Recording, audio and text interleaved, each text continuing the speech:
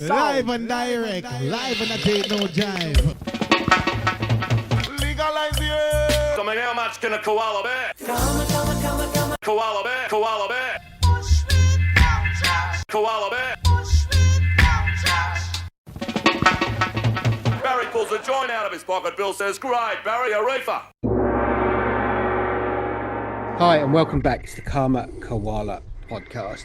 And in this episode, we're going not talking to one of our sort of normal discussions. We're going to Australia to speak to T, who is a grower. And T got in contact with me because he came across the site or the podcast and heard how I was highlighting some of the issues with medical cannabis in Australia and wanted to talk to me about genetics and strains. So I said, yep, let's get on and chat about that. T, thank you very much for joining us up the tree, as we say on the Koala Podcast. Just a little bit of sort of background about yourself. What got you into growing? To be honest, a few years ago, I was using medicinal cannabis and I couldn't afford it.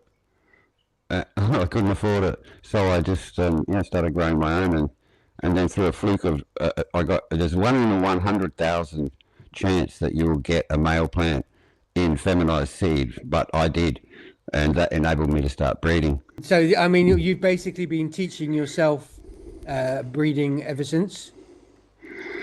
Yeah, I've educated myself beyond what I already knew through a diploma of horticulture, done it, and years working in the horticulture industry.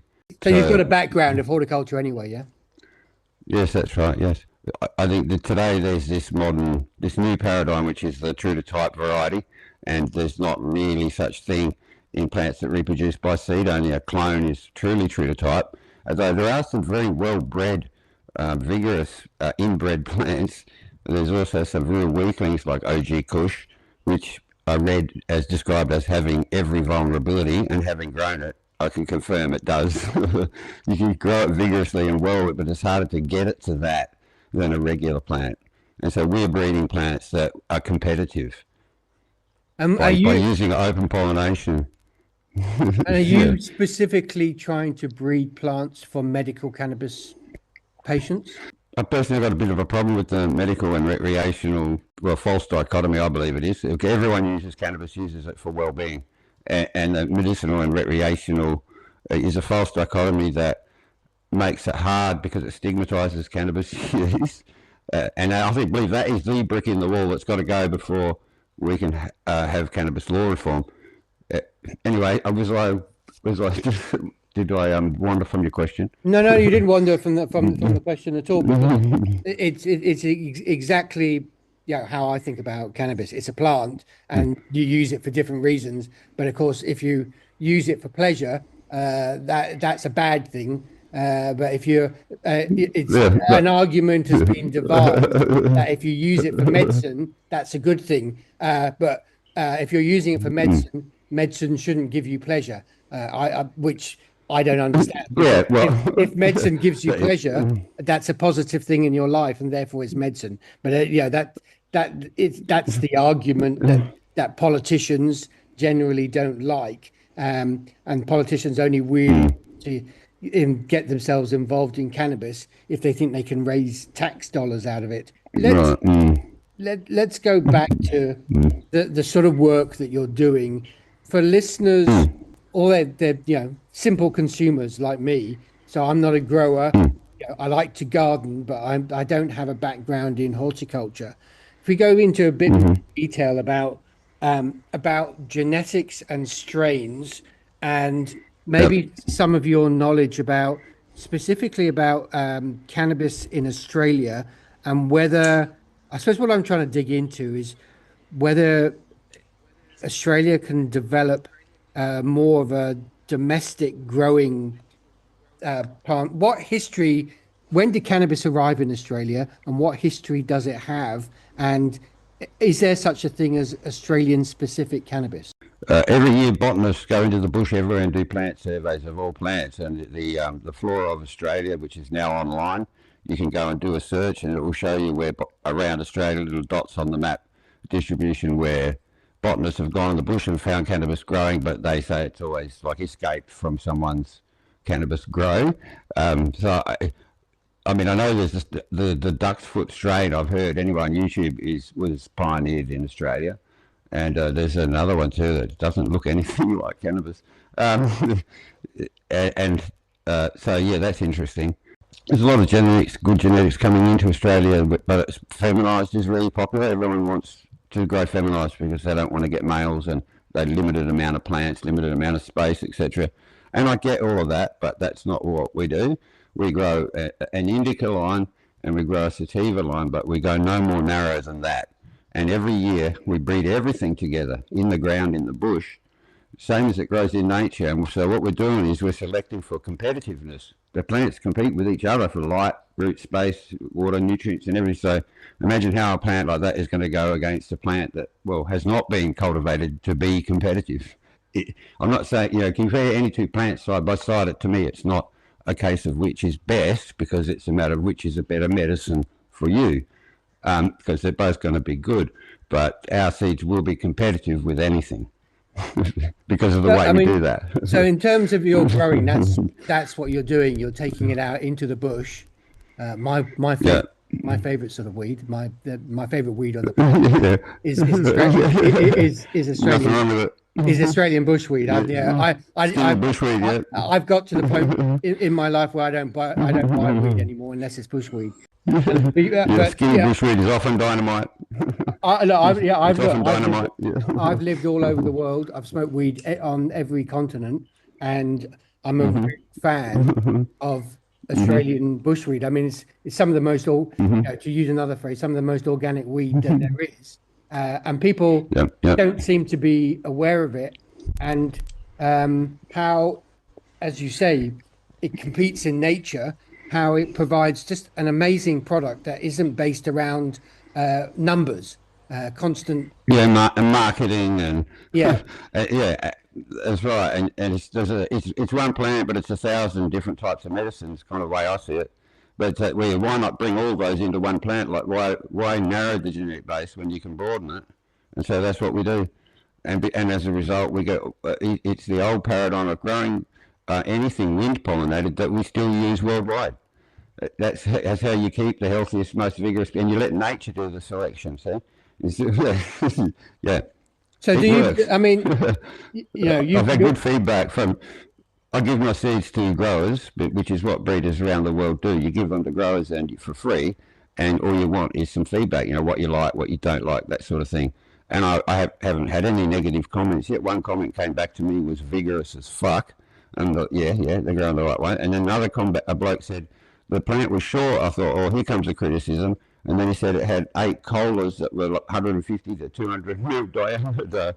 So, we get a lot of novel characteristics too when you breed like this. When you bring more strains in, not to narrow it, then you get more of the freak plants that some breeders have to germinate hundreds or thousands of plants to get that special plant, but we just get them more frequently because of the way we do it. Okay, here's a question for you, because I want to sort of explain to people how what you do compares to what industrialized weed is.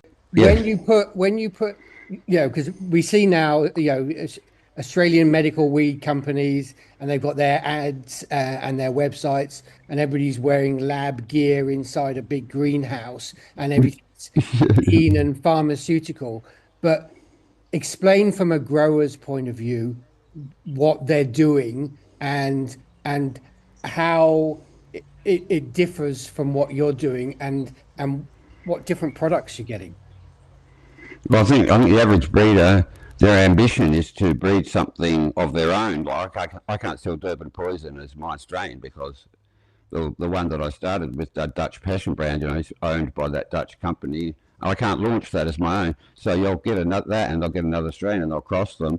But then you have to go through a process over generations till you get to stabilize it so that most of the plants look for the most part the same. But the ones that you buy that claim to be stabilized, because I know I've been growing them, you'll get 2 or 3 different phenotypes or expressions of the plant, which means that it's not stabilized. And that's the problem when you reproduce by seed. That's how it goes. So I'm saying with that, rather than against it. And with the adaptability of the plant, every time you narrow it, you can make gains, but you always make losses too in terms of the competitive of the adaptability of the plant under challenge and different kinds of stresses. If a plant has a broad genetic base, it has a bit of wriggle room and it can adapt, and then you might only get 2 out of 10 plants through, but those 2 survived, and the seeds you get off those, you'll get more than 2 out of 10. So, yeah. So I mean, with those guys, do you think it's more about it's about law and money, and they're trying to they're trying to develop a strain so they can patent it and they can make cash, and that's basically yeah, and that's in, I guess that's in hand in glove with the market, I guess, and then a doctor can kind of suggest a certain type as medicine, but really the person needs to try them for themselves. That's what I reckon. Yeah, so I mean that was the next question I was going to ask you. So you're out growing what I love, and I know I love it, and I know I love it more than anything else. How do we explain to people that growing weed in Australia, strong bush weed that is part of nature, just like growing any other thing that humans consume, is a good way to do it? And how do we explain to them how it works and how it can benefit people, not just people using it, but the way that it's grown, the way that it's transported, the way, the whole ethos behind it? Well, with this cost of living crisis we have in Australia, there's a groundswell of interest in cottage industry, and especially even producing seeds. I mean, I can produce a lot of seeds in a small amount of space in a relatively short amount of time.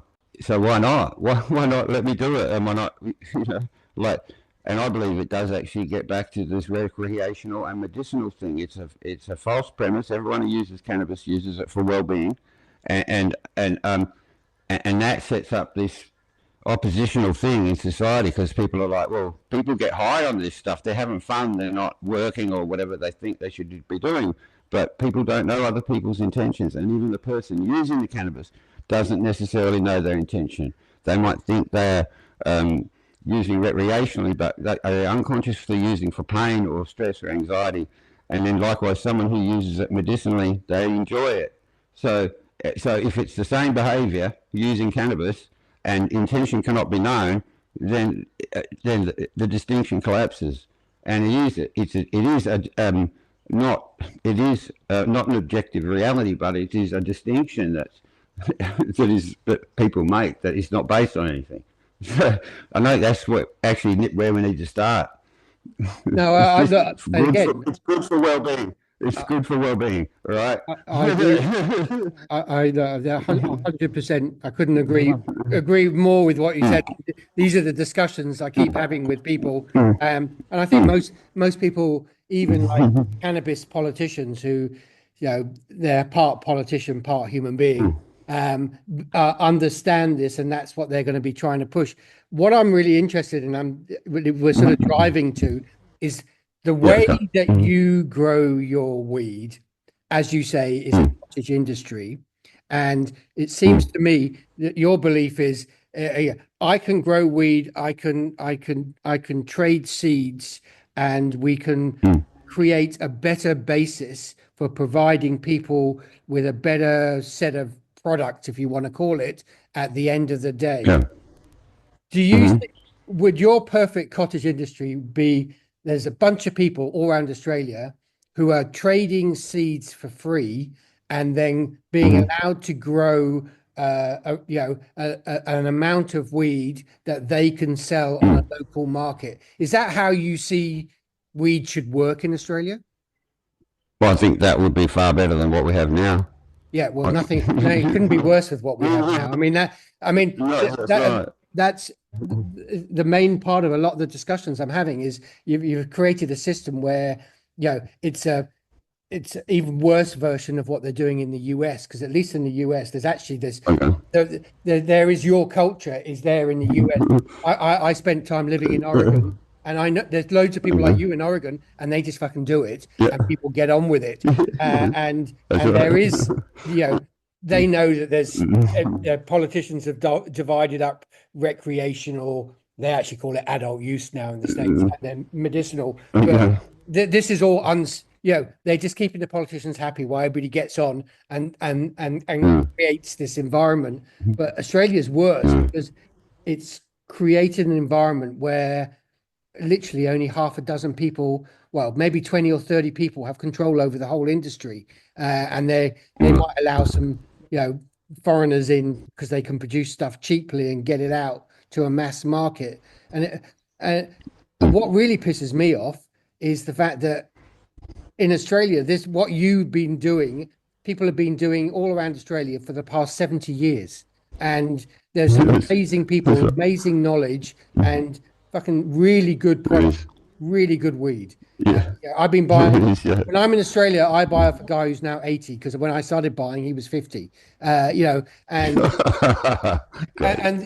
because I know it's like the best champagne in the world, and I really want to get that message across to people that if you let Australian growers do what they do properly, they will not only not harm the environment, they'll create amazing product. And most of the people like yourself who've been doing it for a long time, they're not in it for money.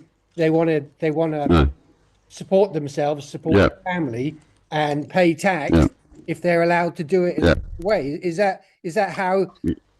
With all the guys, with all the guys that is that how most of them think? Most of the people that I know, they just grow feminized or clones.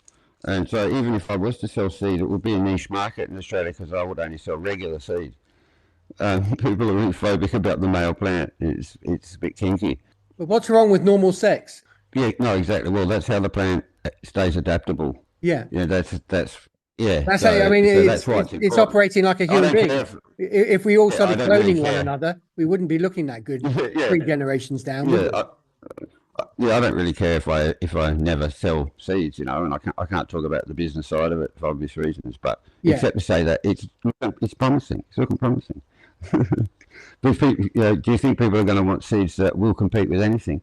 They do, and once they get a good look at the plants, the seeds will sell themselves. I'm confident of that. So, I mean, trust nature, and trust nature is what people don't do. And even growing there's ways of growing, right, that are low tech, trust nature methods, but they're just not popular anymore. And a friend of mine in the late 80s took me out, and we went into the reeds, and we pulled out a bunch of reeds and mounted up the dirt, added a bag of chicken shit and a handful of seeds, and fucked off. And he'd go back 2 months later to pull males. That way he'd get a bit of seed, because back then, if you didn't do that, you couldn't keep doing it. Yeah. And then he'd go back in another 2 months and pick it. And so it was no watering because it was bottom water. I mean, that's because carton water is like, it's a young man's game, but it's hard work. And there's popular things like that. And something else I've discovered is you can take pebbles out of an aquarium and put them in a deep water culture, because in deep water culture hydroponics, growers either buy an off-the-shelf bacterial inoculant for the nutrient solution, or they sterilize it.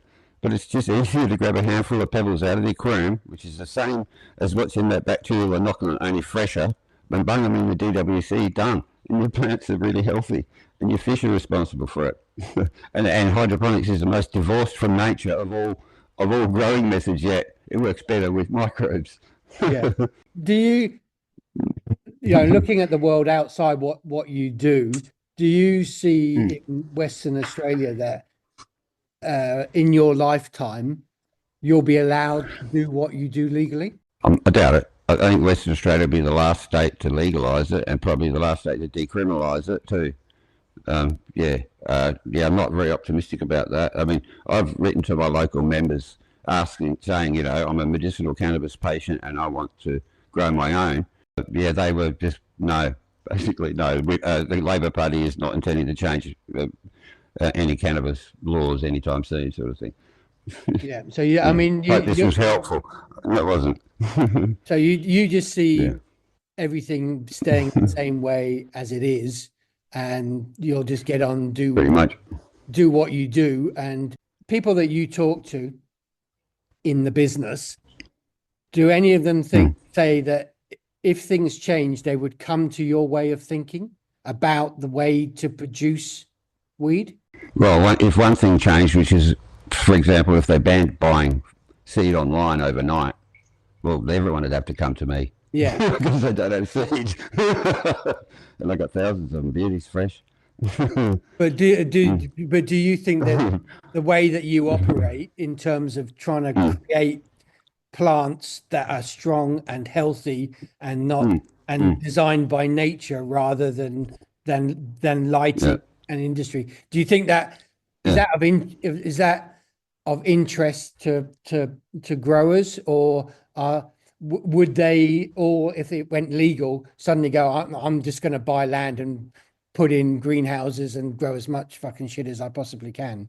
Well, that would be good. That would be a good option to have. But well, honestly, I don't know. But I just think people like to have options. Customers like to have options, and different things to try. And when it comes to genetics, it's just a gold mine, cannabis. There's just so much variation in the plant. So work with it, not against it.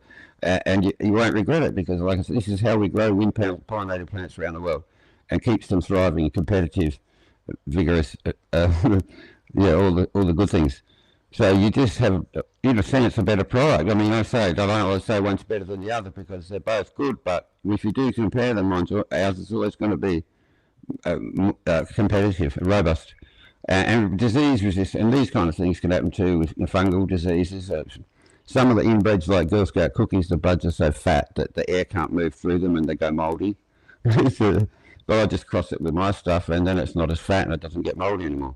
So it's just nature just irons out stuff like that. Where else in the world are you aware that people are still doing what you're doing?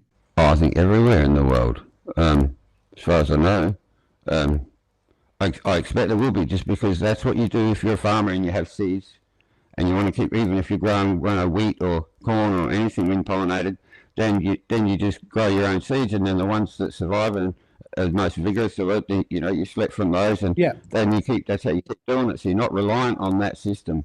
And although you might bring in some nice genetics now and then, which we do regularly, and then basically you're self-sufficient, and your plant is resourceful, and off you go.